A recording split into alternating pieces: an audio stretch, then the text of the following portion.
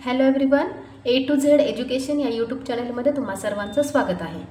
आज आपण खास टीचर्ससाठी हा एक व्हिडिओ बनवत आहोत, कारण आता स्कूल सुरू झालेली आहे आणि लवकरच आपली फर्स्ट इन हाऊस टेस्ट पण सुरू होईल। ही ऑगस्ट महिन्यात असेल किंवा कोणते तुमच्या स्कूलच्या प्रमाणे ज्या महिन्यामध्ये युनिट टेस्ट असेल त्यावेळेला स्टुडंटचा रिझल्ट तयार करण्यासाठी, पेपर चेकिंग झाल्यानंतर स्टुडंटचा रिझल्ट तयार करण्यासाठी आपल्याला एक्सेलमध्ये एक अत्यंत महत्त्वाचा फॉर्म्युला यूज करून आपण स्टुडंटचा रिझल्ट अगदी कमी वेळात पटकन असा बनवू शकतो, म्हणजे तो तयार करू शकतो रिझल्ट। मग त्याच्यामध्ये काय होतं तर आपल्याला सर्व स्टुडंटचे प्रत्येक सब्जेक्टचे मार्क्स एंटर करावे लागतात। मग त्या मार्क्सची पूर्ण टोटल करावी लागते। टोटल केल्यानंतर त्याचे पर्सेंटेज काढणं आणि ग्रेड काढणं, हे जर तुम्ही मॅन्युअली करत बसलात किंवा कॅल्क्युलेटर घेऊन करत बसलात तरी वेळ जातो।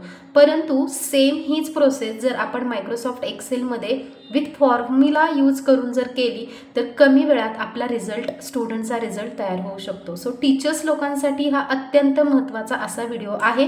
सो तुम्ही हा व्हिडिओ तुमच्या ओळखीच्या टीचर्सना पण शेअर करू शकता, जेणेकरून त्यांचं जे काम आहे ते कमी वेळामध्ये पटकन लगेच पूर्ण होऊ शकेल। मग आता हा एक समोर आहे तो एक टेबल क्रिएट केलेला आहे मी, एक असाच फॉर एक्झाम्पल म्हणून एक टेबल आहे। यामध्ये एका स्टुडंटचे English, maths, science, Marathi, Sanskrit, SST असे 6 सब्जेक्टचे मार्क्स मी ॲज अ एक्झाम्पल म्हणून टाईप केलेले आहेत। आणि एका लास्ट व्हिडिओमध्ये तर मी तुम्हाला सांगितलंच होतं की आपण टोटल कशा पद्धतीने डिस्प्ले करू शकतो। 2 ways of total make addition of all the subject marks. त्या 2 पद्धती कोणत्या आहेत त्या मी ऑलरेडी त्याचा एक व्हिडिओ मी अपलोड केलेला आहे। तुम्ही जर तो व्हिडिओ पाहिला नसेल तर ए टू झेड एज्युकेशन या माझ्या यूट्यूब चॅनलला व्हिजिट करून तुम्ही त्यामध्ये असणारा ऑटोसम नावाचा जो व्हिडिओ आहे तो तुम्ही नक्की पहा, कारण त्याच व्हिडिओमध्ये मी आपण सर्व सब्जेक्टच्या मार्कांची टोटल 2 वेगवेगळ्या पद्धतीने कशा करू शकतो, टोटल कशा पद्धतीने डिस्प्ले करू शकतो हे मी सांगितलेलं आहे। सो इथे मी त्याच फॉर्म्युलाचा यूज करून टोटल डिस्प्ले केलेले आहे। तर आता नेक्स्ट टास्क काय आहे आपला, तर आपल्याला आलेल्या टोटलवरून त्या मुलाला किती पर्सेंटेज मिळालेले आहेत हे आपल्याला फाइंड आउट करायचं आहे।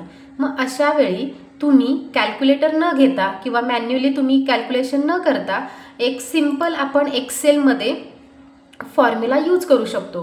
बरं, तो फॉर्म्युला कोणता आहे तोच मी आता तुम्हाला सांगणार आहे, त्यामुळे व्हिडिओ शेवटपर्यंत नक्की पहा, व्हिडिओ स्किप करू नका। तुम्ही जर व्हिडिओ स्किप केला आणि एखादा फॉर्म्युला चुकला तर तुम्हाला योग्य ते आउटपुट मिळणार नाही, म्हणजे स्टुडंटचा रिझल्ट मे बी चुकूही शकेल।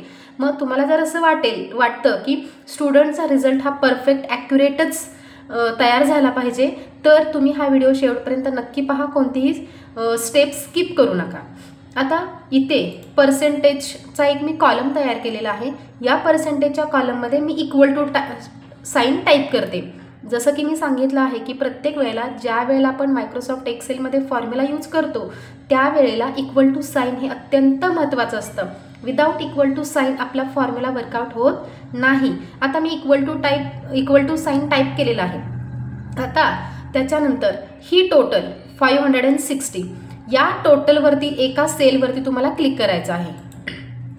इथे क्लिक केल्याबरोबर I3 इथे दिसत आहे। I3 म्हणजे काय तर हा कॉलम आहे। या कॉलममधील 3 नावाचा सेल, 3 नंबरचा सेल, जो हा 560 जे मार्क्स आहेत त्या सेलचा ॲड्रेस आहे I3।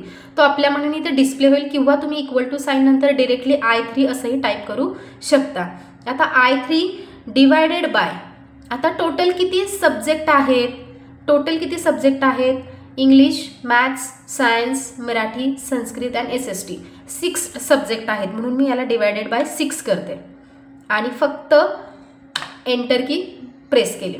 एंटर की प्रेस केल्याबरोबर इथे 93% डिस्प्ले झालेले आहेत, हे तुम्ही पाहू शकता 93। आता नेक्स्ट स्टुडंटचे जर पर्सेंटेज आपल्याला डिस्प्ले करायचे असतील तर पुन्हा तोच फॉर्म्युला टाईप करत बसायची गरज नाही आहे। एक्सेलमध्ये हा एक ॲडव्हान्टेज आहे की तुम्ही फक्त फर्स्ट जिथे पर्सेंटेज, फर्स्ट स्टुडंटचे ज्या रोल नंबर असणारा जो स्टुडंट आहे त्याचे पर्सेंटेज जिथे डिस्प्ले झालेले आहेत त्याच सेलवरती क्लिक करून तुमचा माऊस पॉइंटर फक्त राईट बॉटम कॉर्नरवरती ठेवायचा आहे। ज्यावेळेला तुमचा माऊस पॉइंटर नॉर्मल प्लस साईनमध्ये डिस्प्ले होईल त्यावेळेला तो फक्त तुम्हाला खाली ड्रॅग करायचा आहे। ड्रॅग केल्याबरोबर काय होईल की राहिलेल्या स्टुडंटचे सुद्धा मार्क्स काय होतील तिथे डिस्प्ले होतील. ओके, अशा पद्धतीने काय केलेलं आहे आपण स्टुडंटचे पर्सेंटेज डिस्प्ले केलेले आहेत. अजून एक गोष्ट आहे ज्यामध्ये मी ही सेल ज्यावेळेला कॉलमची साईज वाढवते त्यावेळेला पुढे पॉईंटमध्ये पुढे नंबर्स वाढलेले दिसत आहेत. मी पुन्हा एकदा तुम्हाला पर्सेंटेज कशा पद्धतीने डिस्प्ले करायचे, कशा पद्धतीने फॉर्म्युला यूज करायचा हे तुम्हाला सांगते. हे मी डिलीट करते. पुन्हा पर्सेंटेज या सेलमध्ये मी इक्वल टू हे साइन टाईप केलेलं आहे. त्याच्यानंतर 560 तुम्ही एकतर या सेलवरती क्लिक करा किंवा I3 हा ॲड्रेस टाईप करा. I3 का तर I कॉलम आणि 3 नंबरचा रो, 3 नंबरची रो.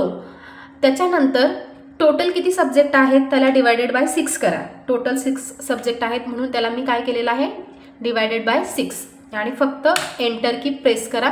93.4 टाइम्स 3 डिस्प्ले झालेला आहे. त्याच्यानंतर खाली राहिलेल्या स्टुडंटसाठी जर तुम्हाला पर्सेंटेज डिस्प्ले करायचे असतील तर पुन्हा तो फॉर्म्युला टाईप करत बसायची गरज नाही आहे. फक्त तुमचा माऊस पॉइंटर राईट बॉटम कॉर्नरला ज्या सेलमध्ये त्या फर्स्ट रोल नंबर असणाऱ्या स्टुडंटचे पर्सेंटेज डिस्प्ले झालेले आहेत तिथे तुम्ही माऊस पॉइंटर न्या राईट बॉटम कॉर्नरला आणि खाली लास्ट स्टुडंटच्या रोल नंबरपर्यंत ड्रॅग करा. राहिलेल्या स्टुडंटचे मार्क्स तुम्हाला तिथे पर्सेंटेज डिस्प्ले झालेले दिसतील. आता तुम्ही म्हणता की आम्हाला राऊंडमध्ये पर्सेंटेज हवेत किंवा आम्हाला फक्त त्याचे 93.33 किंवा फक्त पॉईंट नंतर 2 डिजिट डिस्प्ले करायचे आहेत, आम्हाला एवढे 4 डिजिट 5 डिजिट नको आहेत. तर सिम्पली याच पर्सेंटेजमध्ये तुम्हाला इथे फक्त जिथे तुमचा पर्सेंटेज दिसत आहे तिथे फक्त तुम्हाला काय करायचं आहे राऊंड टाईप करायचं आहे. काय टाईप करायचं आहे राऊंड, ROUND राऊंड आणि ब्रॅकेट I3 डिवायडेड बाय 6 आणि कॉमा देऊन तुम्ही तिथं फक्त 2 हा नंबर टाईप करा, ब्रॅकेट कंप्लीट करा आणि एंटर करा. आले 93.33 आणि मी हे पुन्हा स्क्रॉल डाऊन करते खाली. राहिलेल्या स्टुडंटचे सुद्धा 2 डिजिटमध्ये पर्सेंटेज डिस्प्ले होतील म्हणजे 90.67 84.67. अशा पद्धतीने आपण आज काय शिकलेलो आहोत की पर्सेंटेज कशा पद्धतीने डिस्प्ले करायचे आणि त्या पर्सेंटेजच्या पुढे आपण 2 डिजिटमध्ये पर्सेंटेज कशा पद्धतीने डिस्प्ले करायचे. सो आता आपण ग्रेडबद्दल बघणार आहोत. आता ग्रेडचं बघूयात पण त्या अगोदर तुम्ही ही कन्सेप्ट क्लिअर करा. पर्सेंटेज वगैरे तुम्ही टाईप करा. पर्सेंटेज टाईप करू नका, फॉर्म्युला टाईप करा आणि तो पर्सेंटेजचा कॉलम आहे तो योग्य पर्सेंटेज तुम्हाला तिथे मिळत आहेत का, डिस्प्ले होत आहेत का हे तुम्ही चेक करा. हा व्हिडिओ जास्तीत जास्त लोकांपर्यंत शेअर करा आणि तुम्हाला हा व्हिडिओ कसा वाटला हे कमेंटच्या थ्रू नक्की कळवा. ग्रेडबद्दल आपण नेक्स्ट व्हिडिओमध्ये पाहणार आहोत. सो अशाच मोर अपडेटेड व्हिडिओसाठी A to Z एज्युकेशन या यूट्यूब चॅनेलशी कनेक्टेड राहा. थँक्यू.